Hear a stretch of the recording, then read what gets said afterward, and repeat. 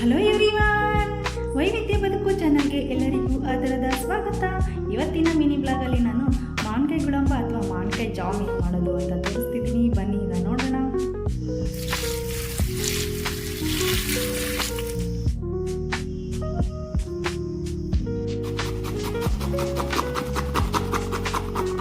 ಇಲ್ಲಿ ನಾನು 4 ಮಾವಿನಕಾಯಿನ ತುರ್ಕೊಂಡಿದ್ದೀನಿ. ಅದಕ್ಕೆ ಕರೆಕ್ಟಾಗಿ ಮೆಜರ್ಮೆಂಟಾಗಿ ನಾವು ಬೆಲ್ಲನ ತಗೋಬೇಕು ಕರೆಕ್ಟ್ ಅಳತೆಗೆ. ಇಲ್ಲಿ ಮಾವಿನಕಾಯಿ ತುಂಬ ಹುಳಿ ಆಗಿದ್ರೆ ಸ್ವಲ್ಪ ರಸನ ಹಿಂಡಿ ತೆಗಿಬೇಕು. ಈಗ ನಾನು ಬೆಲ್ಲನ ಕಡಾಯಿಗೆ ಹಾಕಿ ಸ್ವಲ್ಪ ನೀರು ಹಾಕಿ ಕರೆಸ್ಕೊಳ್ತೀನಿ. ಕಡಾಯಿಗೆ ಬೆಲ್ಲನ ಸೇರಿಸ್ಕೊಳ್ತೀನಿ. ಸ್ವಲ್ಪ ನೀರನ್ನ ಹಾಕೋಬೇಕು ಬೆಲ್ಲ ಕರಗೋದಕ್ಕೆ.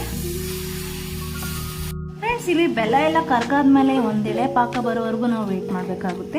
ಒಂದು ಎಳೆ ಪಾಕ ಬಂದಮೇಲೆ ನಾವು ಮಾವಿನಕಾಯಿ ತುರಿನ ಇದಕ್ಕೆ ಆ್ಯಡ್ ಮಾಡ್ಕೋಬೇಕು. ಫ್ರೆಂಡ್ಸ್, ಇಲ್ಲಿ ನಾನು 1-2 ಏಲಕ್ಕಿನ ತೊಗೊಂಡಿದ್ದೀನಿ. ಏಲಕ್ಕಿ ಪೌಡ್ರು ಆ್ಯಡ್ ಮಾಡಿದ್ರೆ ಫ್ಲೇವರ್ ತುಂಬ ಚೆನ್ನಾಗಿರುತ್ತೆ. ಏಲಕ್ಕಿ ಇಲ್ಲಿ ಇಲ್ಲಿ ಬೆಲ್ಲ ಎಲ್ಲ ನೀಟಾಗಿ ಕರ್ಬಿಟ್ಟು ಬಬಲ್ಸ್ ಬರ್ತಿದ್ದಾವೆ. ಇದಕ್ಕೆ ನಾನು 2 ಏಲಕ್ಕಿ ಪೌಡ್ರ್ ಕೊಟ್ಟಿದ್ನಲ್ಲ, ಪೌಡ್ರನ್ನ ಸೇರಿಸ್ಕೊತಿದ್ದೀನಿ.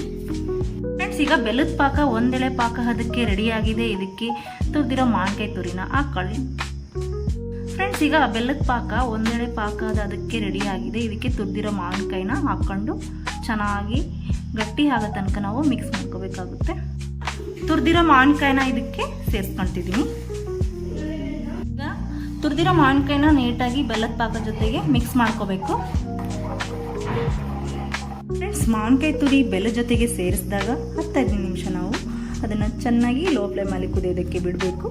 ಮಾವಿನಕಾಯಿ ತುರಿ ತಳ ಬಿಟ್ಕೊಂಡಿರಬೇಕು. ಹಾಗಾದಾಗ ಮಾತ್ರ ಅದು ಪರ್ಫೆಕ್ಟ್ ಹದವಾಗಿ ಬಂದಿದೆ ಅಂತ ಅರ್ಥ. ಈಗ ನಾನು ಕುದಿಯೋದಕ್ಕೆ ಬಿಟ್ಟಿದ್ದೀನಿ.